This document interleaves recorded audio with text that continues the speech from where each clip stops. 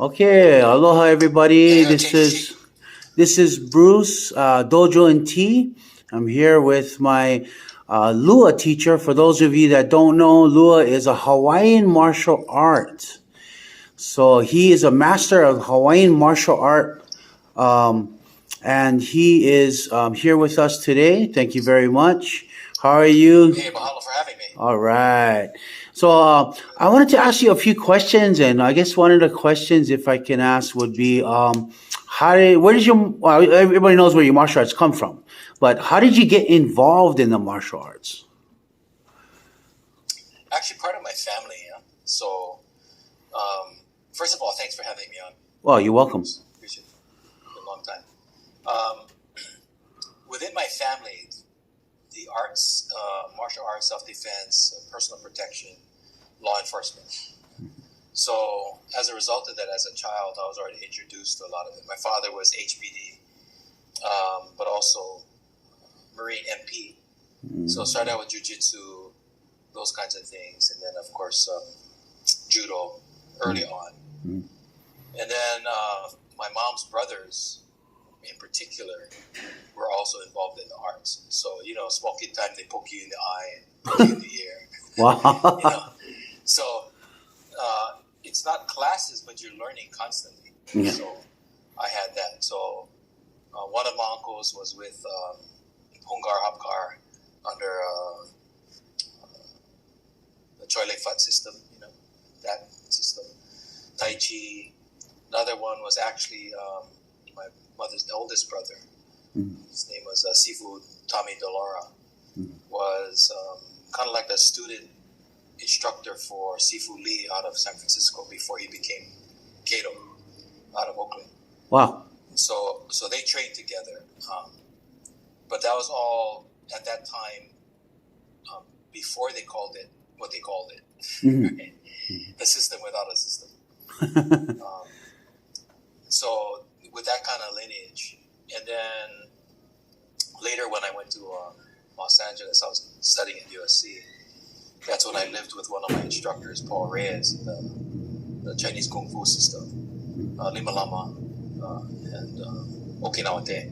Wow. So that's when I was introduced to Olohe Salaman Kaiwalu. So I was in pursuit of Hawaiian law, but no one knew it, right? We didn't know that it continued to exist.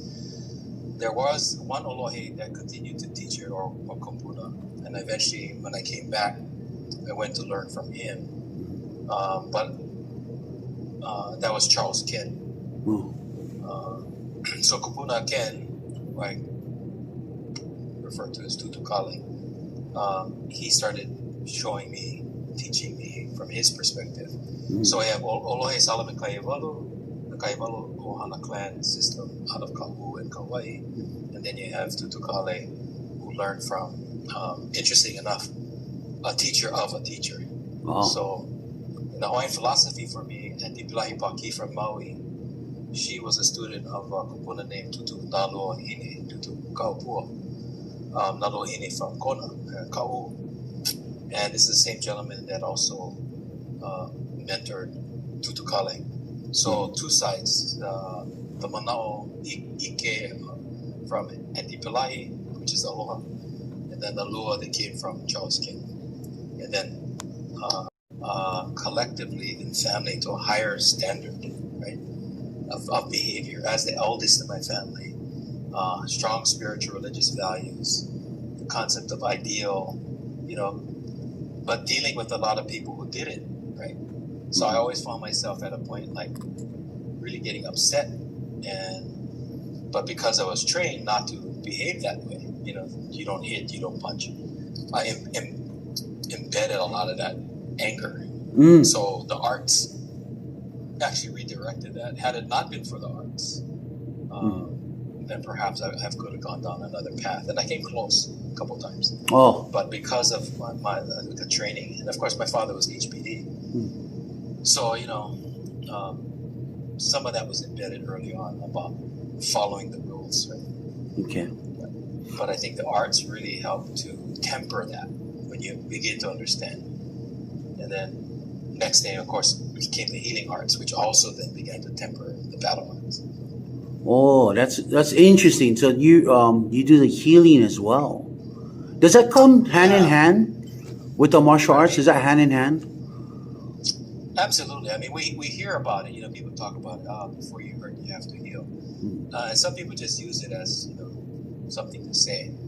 But my experience is that is actually a requirement. And in doing that, I learned that I had to learn all the so-called remedies and healing philosophies and practices before I was actually given permission to break bone. Oh, which wow. is a bone breaking concept, bone breaking, muscle manipulation, nerve manipulation. Because from my point of view, in learning those things first, you become much more tempered when you have the permission to execute much more deadly things. So when you learn that and you find the value of life, the value of health, the value of healing, all of a sudden you have a very different view of breaking, hurting, and destroying. So that's a balance, much more balanced. This is the whole yin yang. I always say mana. There's a much more balanced approach where I find people that only learn the hard battle side have a difficulty managing that. Right? It's always hit. That's the response. Yeah. Whereas the other way around is we take a protection approach. Right? So my job is to protect before we fight. I may have to fight to protect. Yeah. But the ultimate goal is to protect. And so assisting someone in their path to health is one way of helping to protect. So under that moniker, which I refer to as Malama'ola, to protect, preserve, and care for life, that principle is what Lua, Wing Chun, all the other stuff falls under. These are protective methodologies. They're not battle technologies by themselves. So that's the framework that I think these kupuna embedded in me. That's awesome, man. You're a really awesome guy. You're so knowledgeable and educated, in so many different ways that it was an honor to train with you when I had the time to train with you. Going back to that again, going back to Lua as well and training Lua again is something that I foresee in the future, especially after the pandemic is done and everything, and then we can go back together. But even so, because of that, we have to subscribe to the principles, right? If the principle is about protection, then we don't want to introduce danger to our students, right? So even in that, we have to find integrity in the principle. For me to hold a class with people right now is contradictory to the protection methodology. Right. So what we could do meetings like this, maybe we do some forums and stuff like that, but to actually learn it, feel it, touch it, be face to face with somebody else, that's not in our best interest or the student's best interest. So as Kumu or Olohe, as the term is for the art, we have kuleana, responsibility to uphold those principles as well, regardless of what our desires may be, either for physical or fiscal enjoyment. Right. You still have kuleana to the art and to your students and to your family. So, that brings me to my next question. Do you have online classes? I'm actually I have online classes for the Mana'o Ike, right? The principles, values, and stuff like that. So seminar workshops. I'm actually entertaining now whether to actually go on and start doing forums again. Or the hulas that are all part of it. Because I believe in that, you start informing the body, right? So yes. You get to get movement. And then you can take it to application later. The principles of Lua, though, is all about touch. Right? And so you cannot feel it. You can't even see it when you're watching, and you've seen it, right? Yeah. When you're looking from the outside, it just doesn't look like much. But when you're feeling it, big difference. Big difference. Big difference. Right? So that's the only caveat that I have is that when we do it online, it's kind of like only getting 50%, right? Right. So you're getting the movement, and you may have more knowledge, but you don't have understanding yet, right? Yeah. And it's when you understand because you've been hurt, you feel it in your muscles, then now you can Yeah. point of application. So Absolutely. short answer, yes, I'm going to start doing those classes. But right now, the manao that I'm sharing online is really the Ho'oponopono concepts of healing, spiritual, balancing, as well as the philosophies and principles behind the Lua, as long as you're part of the Pa, or the Halal. Okay. Geez, I almost forgot my last question. I'm so interested. You're so interesting. I mean, you're so knowledgeable. Thank you. I guess. So my last question would be if there was something that you can teach somebody that has learned nothing in their life, nothing to go back and hold on to. Like, what would you teach them? Like a simple technique. What would you teach them in Lua? I think the most important thing is patience, right? In order to lure, there needs to be two. So if I'm not within your distance, I'm not within reach, then I'm not in any risk of being hurt or attacked. So I think the first lesson is proximity to danger, right? So the first technique is ranate.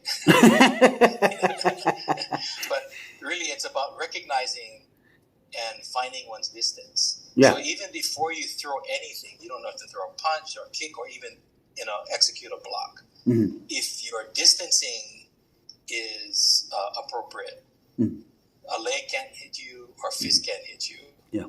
Then that's the first thing. Before you do anything else, is establish distancing. Okay. So right now, somebody can walk around and they can look at something at risk or danger, and they can begin to practice distancing. At what point can their toe touch it? When their finger can touch it? That's when they have influence over that thing. Okay. The other side of it is to stand in front of someone or something that has longer reach than you, so that their sphere of influence overlaps your own. And at that point in time, you begin to recognize where the influence or the spheres of influence are yours on somebody else or somebody else on you. Before you learn anything else, if you can understand your space, right? The space you occupy, the space that someone can infiltrate, but ultimately the space you need to protect. When you understand that, then everything else, a movement or a technique, we call it ai, anything else is just how to protect that space. Okay. Right? That's awesome. Otherwise it doesn't matter. Right? Okay. You got to protect your space. And sometimes protecting the space means leaving it. Okay. I would like to talk to you after I turn off the video. I want to talk to you some more, a little bit more about the Lua and what's coming up next. So I'm going to turn this video off. Thank you very much, Ramsay, Taum. Thank you for coming by. Okay.